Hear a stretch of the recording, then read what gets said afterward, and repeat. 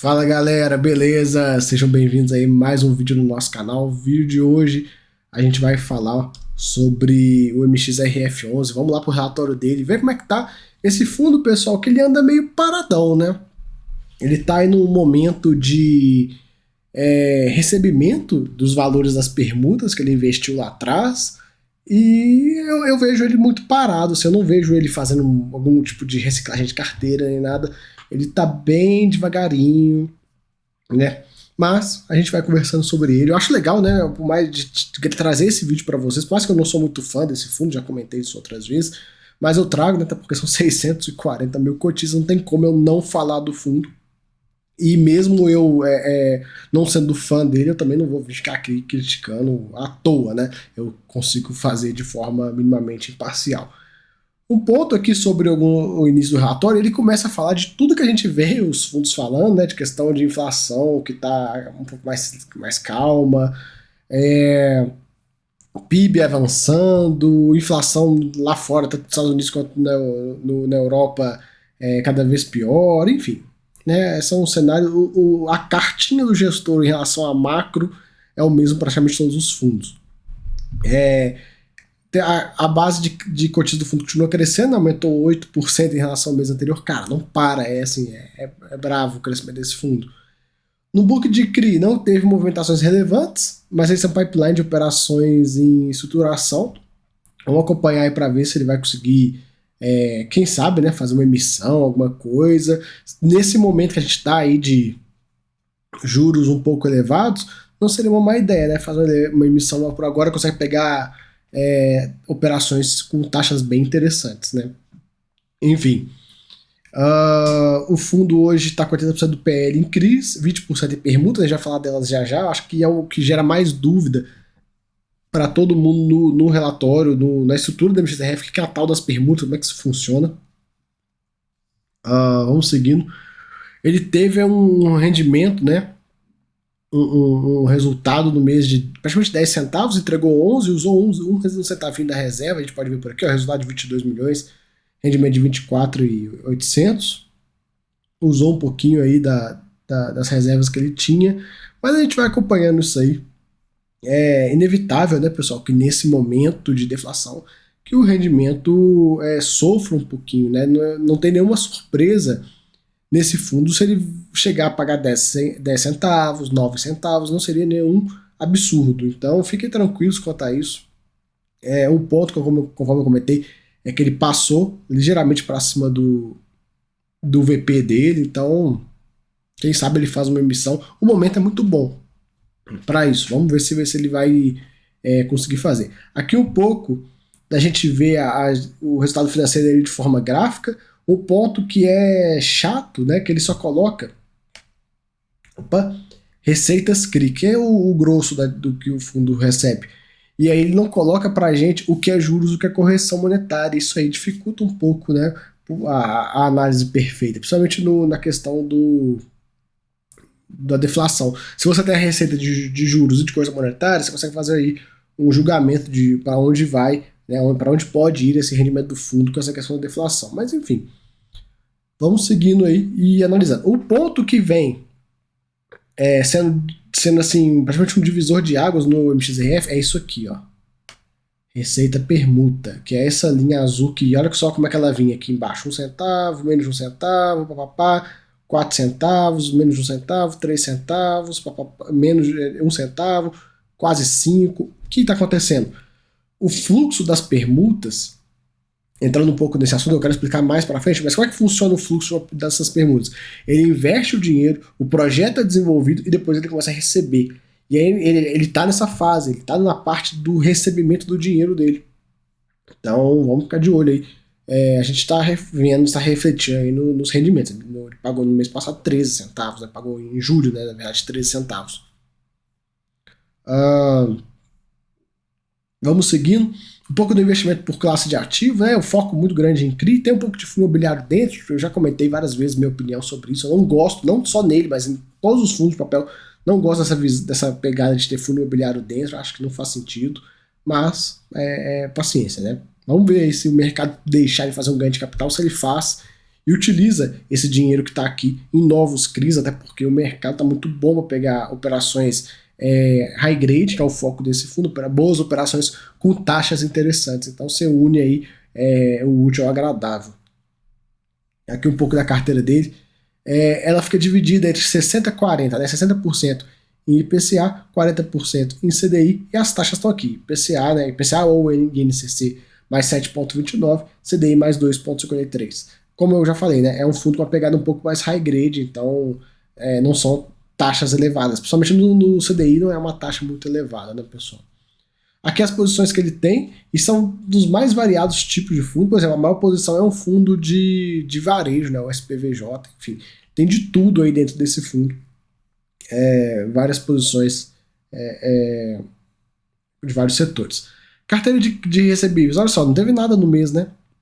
Bem parado. Eles venderam um pouco do CRI da área da MRV com compressão de spread. O que é isso? O que é o tal da compressão de spread? Entenda da seguinte maneira. Você tem um CRI que você comprou a CDI mais 5. Nesse caso eu nem sei qual que é essa taxa, mas vamos usar CDI mais 5 nessa operação. CDI mais 5. E aí o mercado tem interesse nessa operação e muita gente querendo. Então, oferta versus demanda. Você consegue chegar no mercado e vender essa operação que você comprou a CDI mais 5, você vende a CDI mais 4. E aí o que acontece? Quando você faz isso, você ganha em cima dessa operação, porque é mais ou menos a mesma lógica que funciona para um fundo imobiliário. Você comprou um fundo imobiliário com a cota a R$100, eles pagando R$1, te pagam 1%. Se a cota for para 120 e você vender, quem está recebendo na outra ponta vai te pagar 120 e em vez de receber 1%, vai receber um pouquinho menos de 1%. Então, basicamente isso, é o ganho de capital no CRI. É inverso, é uma relação inversa. Então, você tem uma taxa de 5, vendeu por 4, você ganhou dinheiro. Se tem uma taxa de 5, vendeu por 6, você perdeu o dinheiro. Então tem essa pegada aí que o fundo faz, né? Geralmente isso acontece com muito fundo que consegue comprar operações quando ele origina, né? Na originação, ou então quando ele tem parceiros. Por exemplo, essa operação a gente viu que ela veio, né, lá do pessoal da Araújo Fontes, do FHI. Então o FHI pegou, vários fundos foram pegando. E aí o que acontece? Como o FHI, usando ele de exemplo, como o FHI é um fundo pequeno e não tem tanta grana, ele não consegue bancar a operação sozinho. Então ele chama parceiros. Ô, MXRF, vem aqui. Ô, fulano, vem aqui. E todo mundo compra a operação no mercado primário. E aí essa operação acabou, finalizou, ela começa a rodar no mercado secundário. E aí você pode vender para outros players, fazendo essa questão da compressão de spread. E é basicamente isso que você ganha dinheiro rodando o CRI. Isso acontece bastante, pessoal. Por exemplo, quer outro exemplo? SNCI e MORC11, a operação que eles compraram, que eu até fiz um vídeo, agora deu um branco total na minha cabeça. O Caparaó, lembrei. O CRI Caparaó. O CRI Caparaó foi originado e estruturado pelo pessoal da MOR. Só que a SNCI entrou como parceiro. Então os dois fundos pegaram no primário e agora eles estão com essa operação. Certamente, se eles forem vender para alguém no secundário, eles conseguem fazer esse esquema da compressão de taxa e aí faz um ganho para o seu cotista. Basicamente isso, para vocês entenderem aí como é que funciona a dinâmica do negócio. Indexadores a gente já conversou. Setores da economia, bastante residencial que ele tem, né? Bastante residencial, é o foco do fundo. Um pouco da questão do vencimento e duration dos CRIs dele, né? A gente vê aí tem dos mais variados.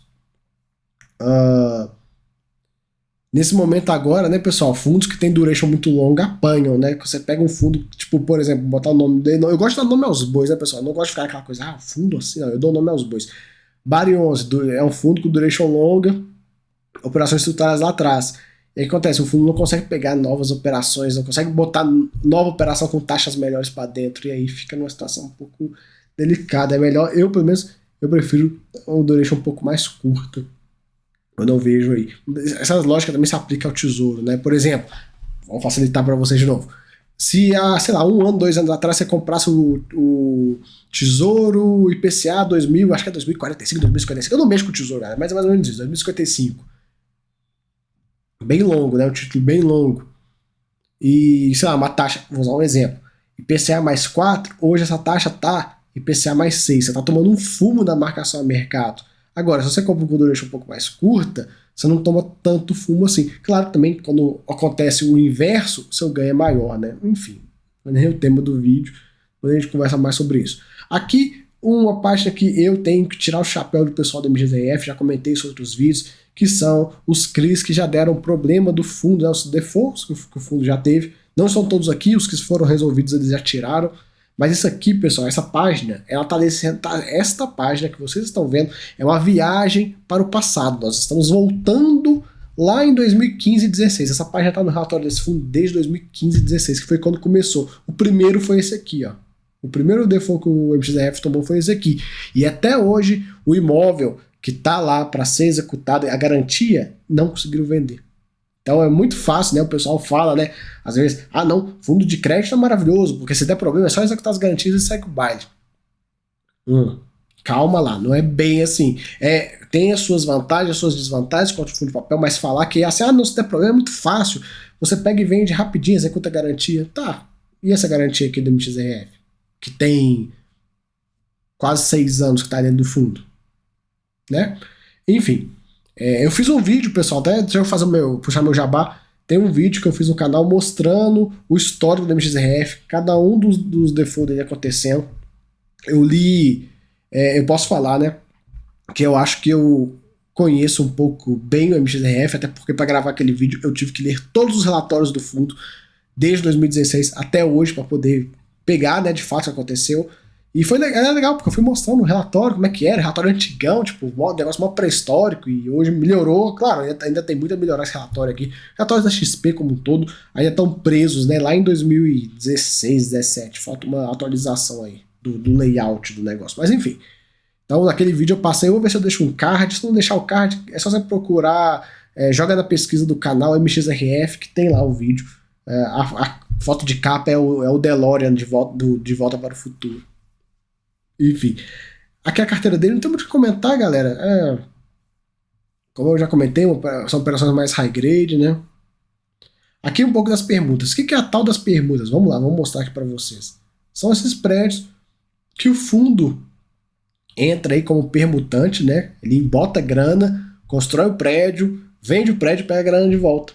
Então, é basicamente isso. É bem parecido, né? De certa forma, com um CRI, só que ele entra diretamente na operação, ele está diretamente no equity, diretamente no desenvolvimento do negócio. Então, é um risco um pouco maior do que o CRI. Claro, o retorno também é maior, mas a gente vê, são várias aí que ele tem, várias, dos mais diferentes níveis de construção, né? Aí que tá, quando o fundo entra também, quando o fundo entra diretamente no projeto, olha só, ele tem participação de 47% do VGV do projeto, né? Quando ele entra no projeto, ele corre todos os riscos ele mesmo, risco de obra, enfim, risco de vendas, risco, sei lá, disso aqui, ceder e ir pro espaço, porque quando você tem um CRI, é um pouco diferente, porque no CRI, vamos colocar um exemplo, o CRI dessa operação aqui, ó, usar ele de exemplo. Se por algum motivo a empresa está fazendo esse CRI, imagina que não é uma permuta, imagina que isso aqui passa um cano de água embaixo, gigante, enfim, dá uma merda e cede a construção inteira e desmorona o prédio e já era, essa construção não vai ter como construir mais e tal, enfim.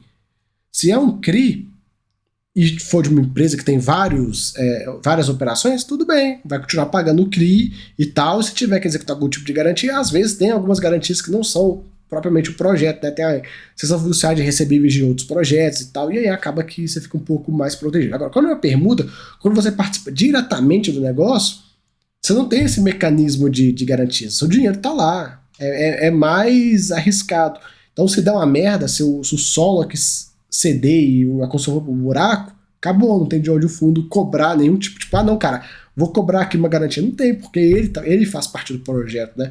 Só pra mostrar pra vocês qual que é a diferença. Mas não vai acontecer, galera, não vai ceder terreno, porcaria nenhuma, vai tudo indo super bem. Mas eu gosto de trazer um exemplo de um cenário extremamente estressado, porque às vezes é mais fácil vocês entenderem dessa forma, né? E agora a gente vai entender o seguinte, por que o MXRF tá aumentando os dividendos dele, né? A gente vê muito por conta da Selic que está subindo, ajuda, né, que é a parte 40% de CDI, mas uma coisa que nem todo mundo fala e nem todo mundo está se ligando é isso aqui, ó, são as permutas, ó, fluxo de caixa das permutas, o que ele investia, o que ele recebia. E desde novembro de 21, ele parou de colocar dinheiro e está só recebendo. Então, A gente tem aí quase um ano que o fundo só recebe valores de volta. E isso ajuda na distribuição, né? Porque é aquela coisa, toda hora você colocando dinheiro novo, colocando dinheiro novo, colocando dinheiro novo e recebendo, não é o mesmo impacto de você parar de botar dinheiro e só receber dinheiro novo.